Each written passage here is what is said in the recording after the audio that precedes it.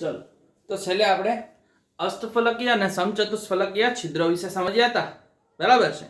आजे आपणे संवृत संकलन क्षमता विषे शीखवानुं छे के कोईपण एक आपणी पासे एकम कोष होय एनी अंदर घटक कणो रहेला होय ए घटक कणोने लीधे जेटली जग्या रोकायेली छे अने ए सिवायनी जे जग्याओ छिद्र स्वरूपे आपणने मुक्त अवकाश मळे छे ए आपणे केटला टका होय छे गणवानुं छे। बराबर। चालो जोईए। कोईपण रीते भरायेला घटक कणोमां छिद्रोना स्वरूपे मुक्त अवकाश रही जाय छे।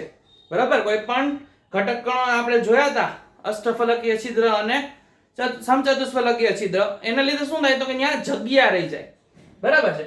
तो आज આપણે HCP અને CCP માં સંવૃત સંકલન ક્ષમતા વિશે અભ્યાસ કરવાનો છે। એની સંકલન ક્ષમતા આપણે જોવાની છે। તો પહેલા એની આકૃતિ જોઈએ કઈ રીતે હશે। ચાલો જોઈ।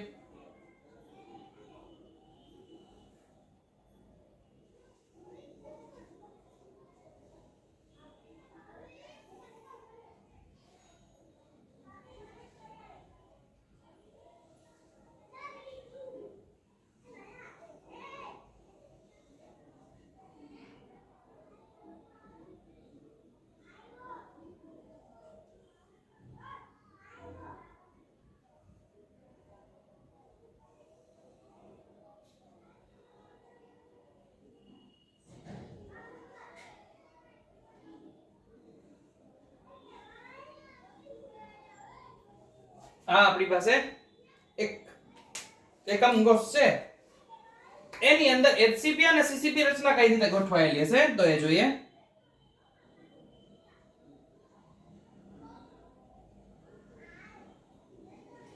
આ એક ખૂણે પરમાણુ હશે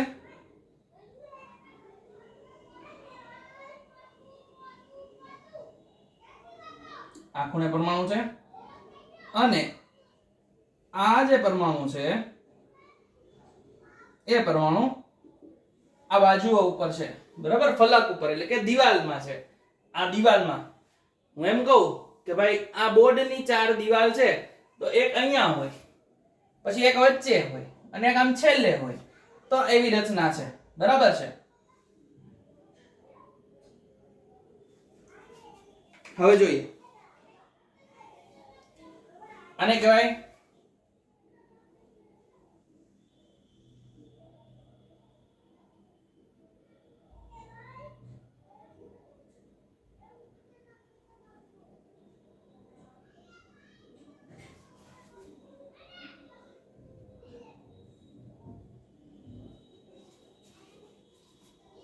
बराबर છે। આવી એક સીધી લાઈન દોરીએ। હવે આપણે અણુઓને નામ આપીએ A B C D।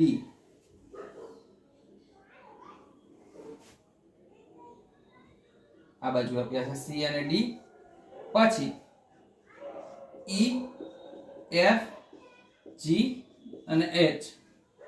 તો આ 8 ખૂણા છે। કેટલા ખૂણા છે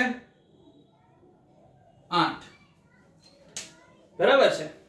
ચાલો હવે જોઈએ તો કે આ બંને પ્રકારના સંવૃત સંકલન સરખો ક્ષમતાવાળા છે। કેવા છે સરખી ક્ષમતાવાળા છે। આ બેની અંદર સંવૃત ક્ષમતા કેવી હશે સંવૃત સંકલન ક્ષમતા સરખી હશે। આવા આપણે CCP રચનામાં સંકલનની ક્ષમતા ગણીએ। હવે આ આકૃતિ છે એ શેની છે તો કે CCP ની છે। બરાબર છે। હવે બીજી વસ્તુ ધારો કે આકૃતિમાં એકમ કોષની ધારની લંબાઈ a છે અને ફલક વિકર્ણ AC છે એ b છે। ચલો શું કીધું છે આ વાત થાય છે આની આ a અને d AD ની લંબાઈ a છે અને આ જે a અને c દોરેલું છે એની લંબાઈ b છે। અહીં આપણે લખી લઈએ AD = a અને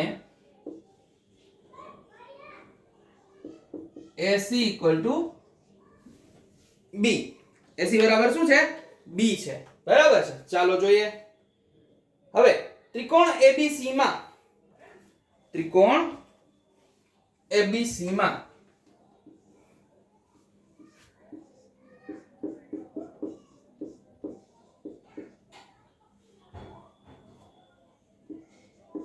પાયથાગોરસનો પ્રમેય આવડે ને બધાને?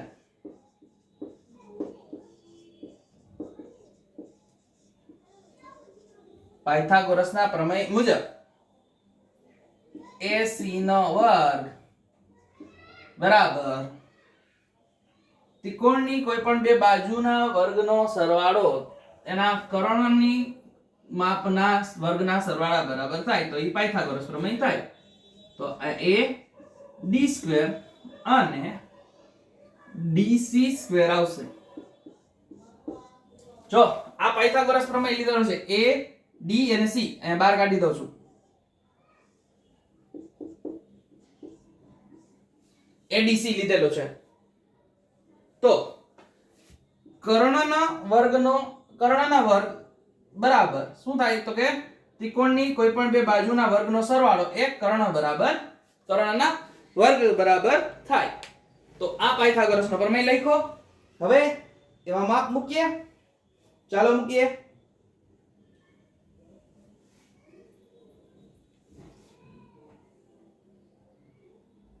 પણ આપણને ખબર છે કે ધારની લંબાઈ બધાયની a છે તો AD ની જે લંબાઈ થાય એ જ લંબાઈ DC ની થાય ને? તો AC² શું થાય? તો અહીંયા AC² એમ ને આ A² + A² 2A² થાય.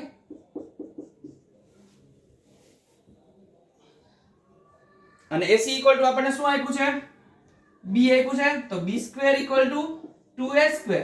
તો B √2a બરાબર વર્ગમૂળમાં 2 અને a વર્ગમૂળની બારે છે. શું કામ? કારણ કે આ વર્ગનું વર્ગમૂળ કરીએ તો ખાલી a વધશે પણ 2 નું વર્ગમૂળ આપણે કાઢીએ એટલે વર્ગમૂળમાં આવી જશે. B² છે એનું b થઈ જાય. બરાબર છે. ચાલો અહીંયા સુધી સમજાય. હવે આપણને ખબર છે કે જો ગોળાની ત્રિજ્યા r હોય તો આપણે લખી શકીએ શું કીધું છે? ગોળાની ત્રિજ્યા r હોય તો ચાલો જોઈએ. જો ગોળાની ત્રિજ્યા r હોય તો શું થાય?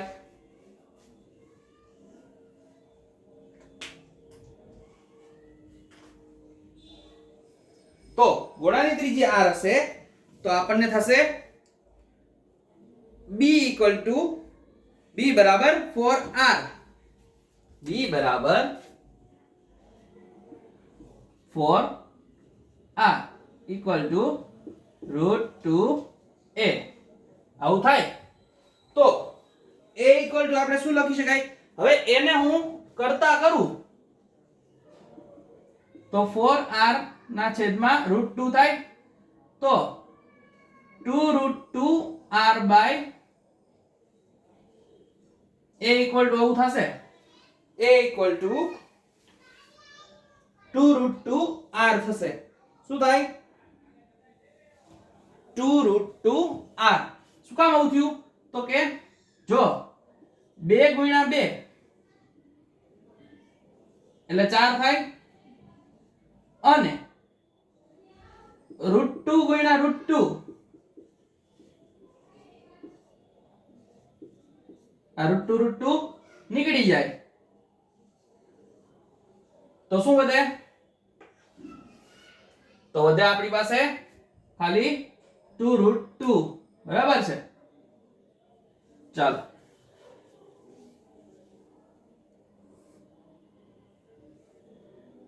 બરાબર છે અહીંયા સુધી. પછી જોઈએ તો કે r ને જો કરતા કરીએ તો શું થાય? r ને કરતા કરીએ તો a ના છેદમાં 2√2 થઈ જાય. ચાલો અહીંયા સુધી કઈ વાંધો ના જોવો જોઈએ. આપણે જાણીએ છીએ કે સીસીપી રચનામાં દરેક એકમ કોષને અસરકારક રીતે 4 ગોળા હોય છે. બરાબર? 4 ગોળાઓનું કદ 4 ગુણ્યા કેટલું હોય? હવે આની અંદર કેટલા ગોળા હોય? 4. જો 4 ગોળા હોય તો એનું કદ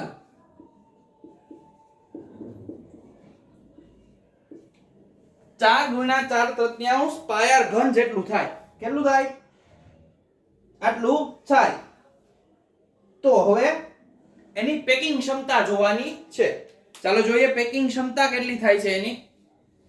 પેકિંગ ક્ષમતા એટલે તો કે એની અંદર અણુ સમાવવાની, પરમાણુ અથવા ઘટક કણો સમાવવાની સંખ્યા.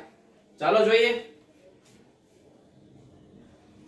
આ આપણે ભૂસી નાખીએ, આપણી પાસે છે જ. ચાલો શું કહે છે? તો એની પેકિંગ ક્ષમતા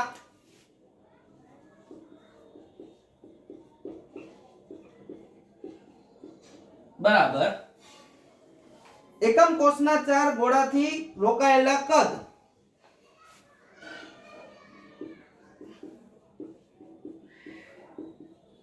એકમ કોષના 4 ગોળાથી રોકાયેલ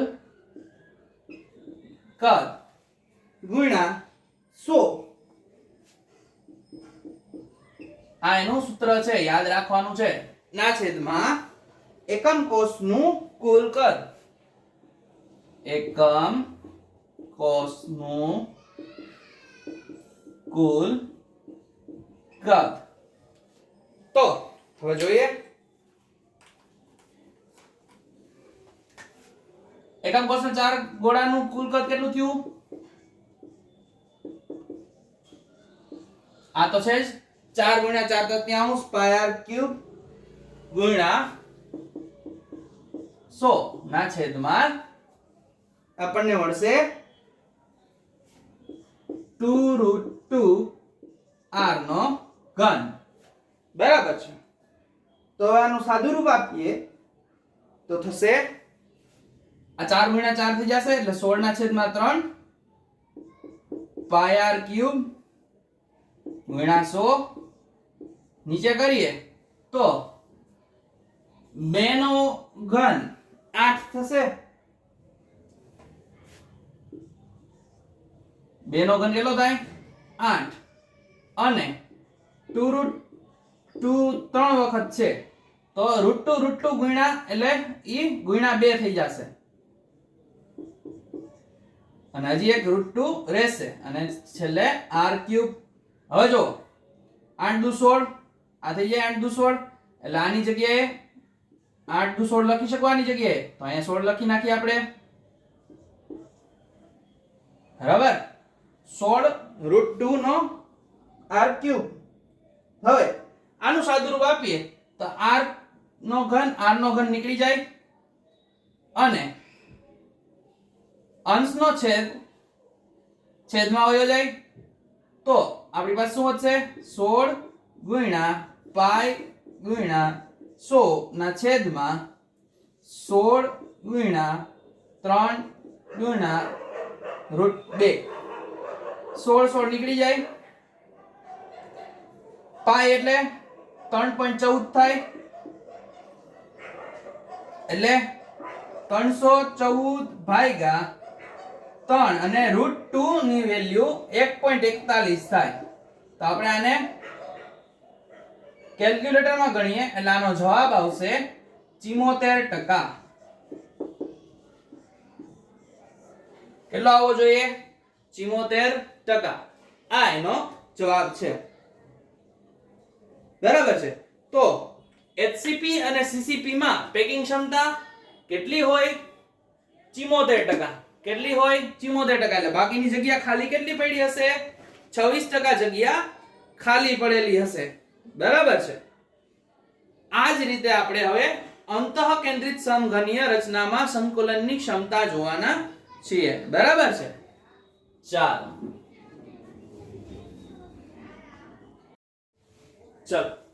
તો આપણે છેલ્લે HCP અને CCP જોયું. બરાબર, સૌરત સંકલન ક્ષમતા જોઈ. હવે આપણે અંતઃકેન્દ્રિત સમઘનોમાં સૌરત સંકલન ક્ષમતા જોવાની છે. તો એના માટે પહેલા આપણે સમઘન બનાવી લેશું.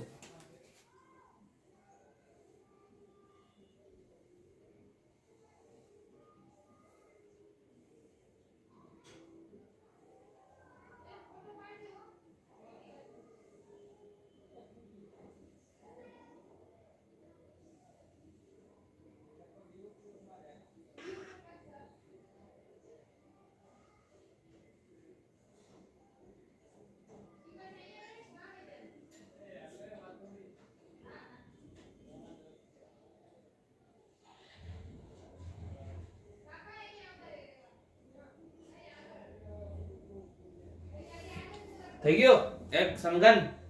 હવે આની અંદર આપણે અંતઃ કેન્દ્રિત એટલે કે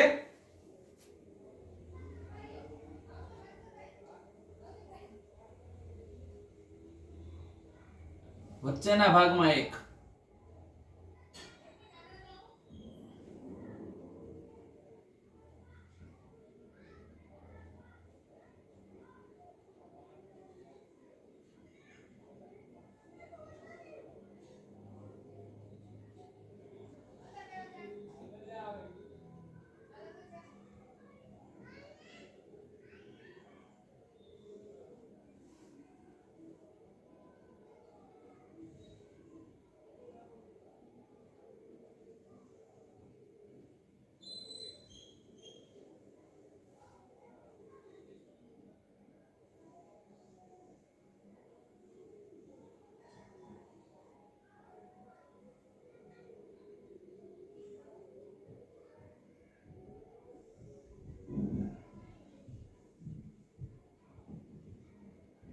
ખૂબ જ અઘરી વસ્તુ છે. પરિકર અને ફૂટપટ્ટી વગર સ્કેલ વગર આને દોરવું. આપણે એવું સમજવાનું છે કે આ જે છે એ આના કેન્દ્રમાં છે. અત્યારે લાગતું નથી પણ એના કેન્દ્રમાં છે અને આ પણ એના કેન્દ્રના છે અને આ સમઘનના કેન્દ્રમાં છે. આ જે ખૂણો છે એ સમઘનની બહારનો છે અને ઓલો ખૂણો સમઘનની અંદરનો છે. તો એની વચ્ચેનું આપણે કાટકોણ ત્રિકોણ બનાવવાનો છે. આ કાટકોણ ત્રિકોણ દેખાય? ચાલો નામ આપીએ એને. પહેલામાં આપીએ તો એમ જ A B C D E F G અને H. બરાબર છે. આ આપણે નામ આપ્યા હતા H છે. હવે આપણા માટે વિકર્ણ કયો થશે આ વખતે? AF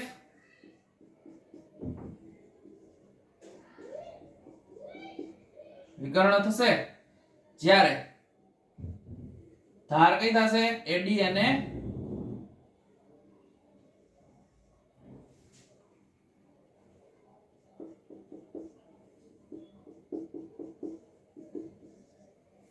AD અને FD.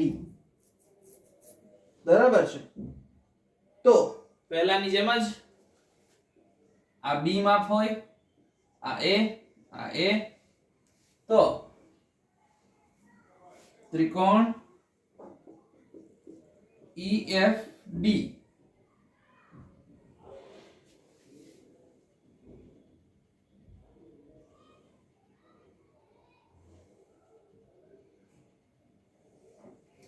ઓકે. પેલા આ ત્રિકોણની વાત કરેલી છે EFD, જ્યારે અહીંયા આ A અને આ B છે, આ આપણને C આપેલું છે. તો EFD માટે વાત કરીએ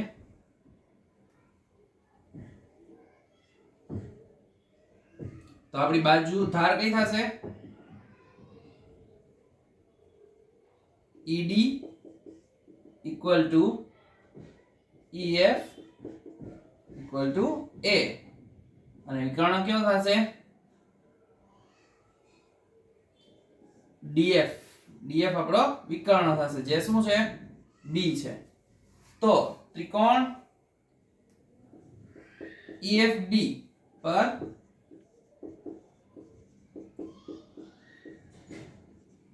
પાયથાગોરસ. ચાલો જોઈએ પાયથાગોરસ લગાડીએ તો શું થાય?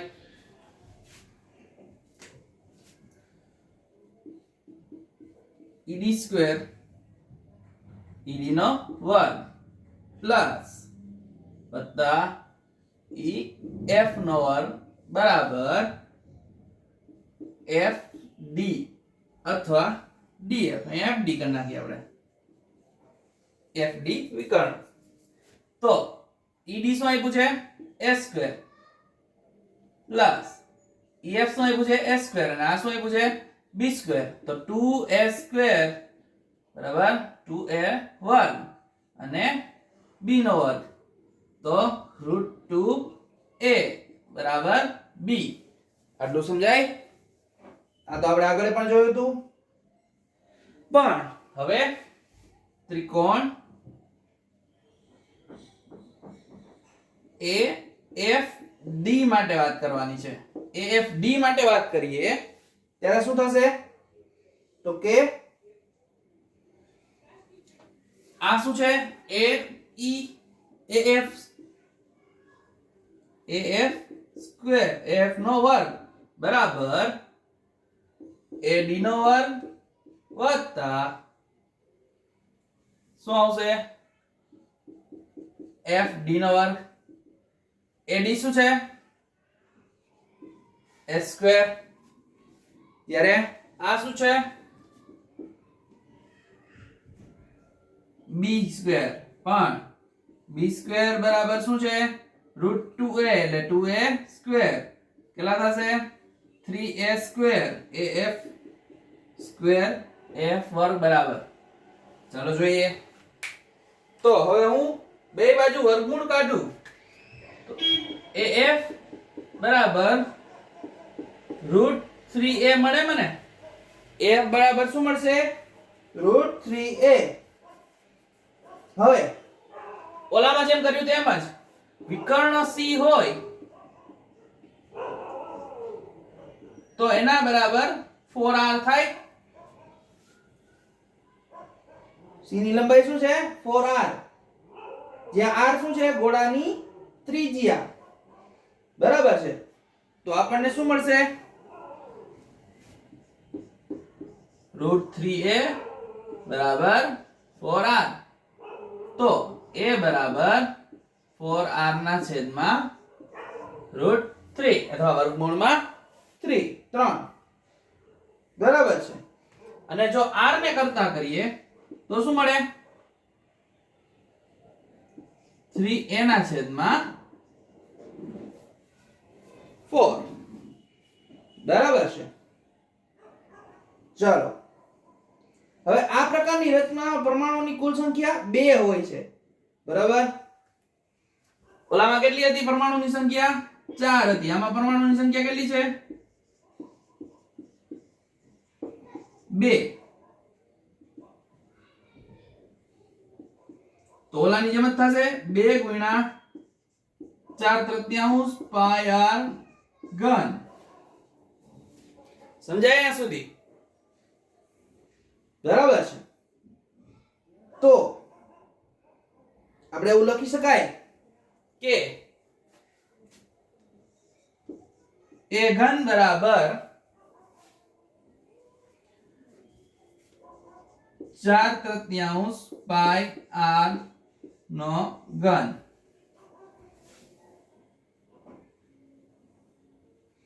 બરાબર છે. સમજાય સુધી? ચાલો હવે ઓલાની જેમ જ આપણે શું ગોતશું? પેકિંગ ક્ષમતા ગોતવાની છે. તો પેકિંગ ક્ષમતા ગોતીએ. ચાલો જોઈએ પેકિંગ ક્ષમતા શું છે.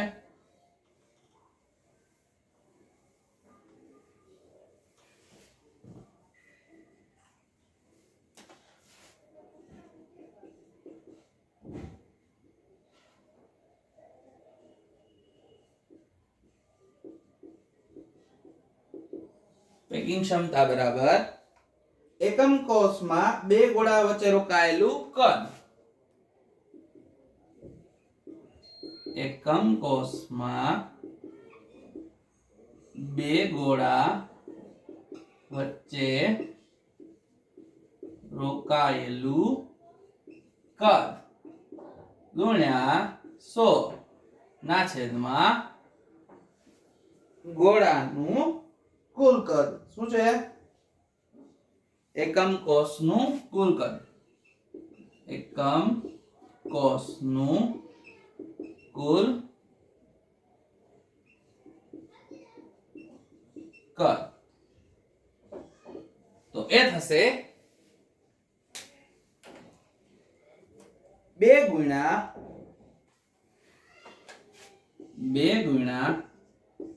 4/3 πr નો ઘન ગુણ્યા 100 ના છેદમાં શું આવશે એના છેદમાં 4/3 પાય r નો ઘન.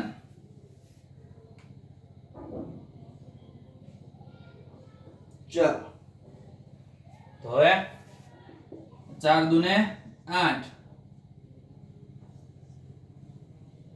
બરાબર.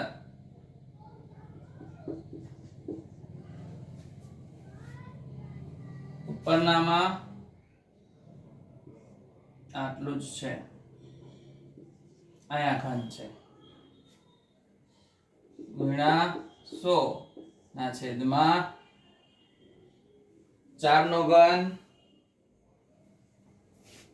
64 બરાબર છે. અને 3√3 r નો ઘન. ચાલો હવે આગળ આનું સાદુરૂપ આપવાનું છે. ચાલો જોઈએ સાદુરૂપ શું થાય.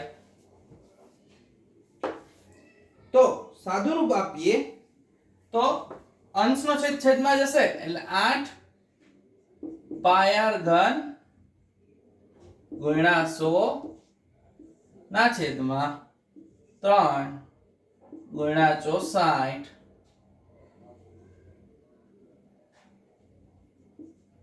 ગુણ્યા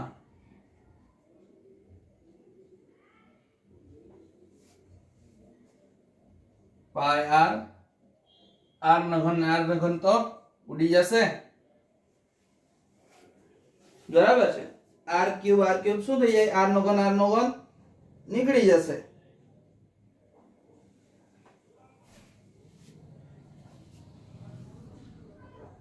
તો વચ્ચે શું આ નીકળી જાય એટલે અહીંથી કાઢી નાખીએ. બીજું કઈ વધતું 3√3 વધશે.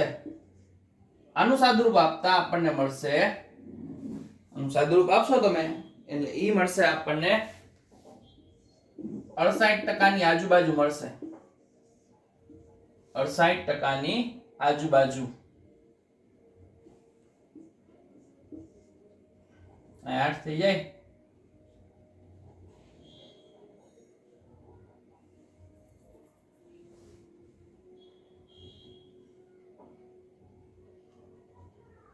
√3 પણ ઉપર જતા રહેશે. છેદનો છેદ અંશમાં જાય ને એટલે 8 તેરી 24 નીચે વધે છે અને ઉપર વધશે 3.14 ગુણ્યા 100 ગુણ્યા 3 ગુણ્યા 1.73 ના છેદમાં 24.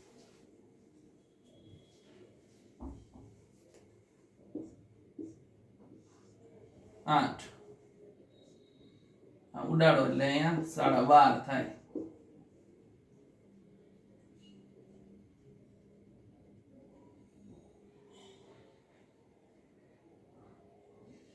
તો આનો તમે હવે ગુણાકાર કરશો એટલે આપણને મળશે 68%. કેટલા મળે? 68%.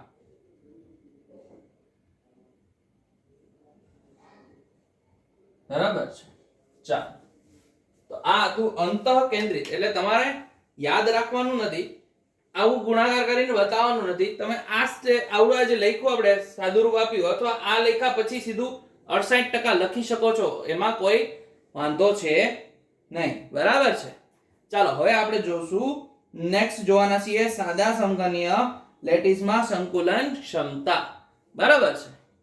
ચાલો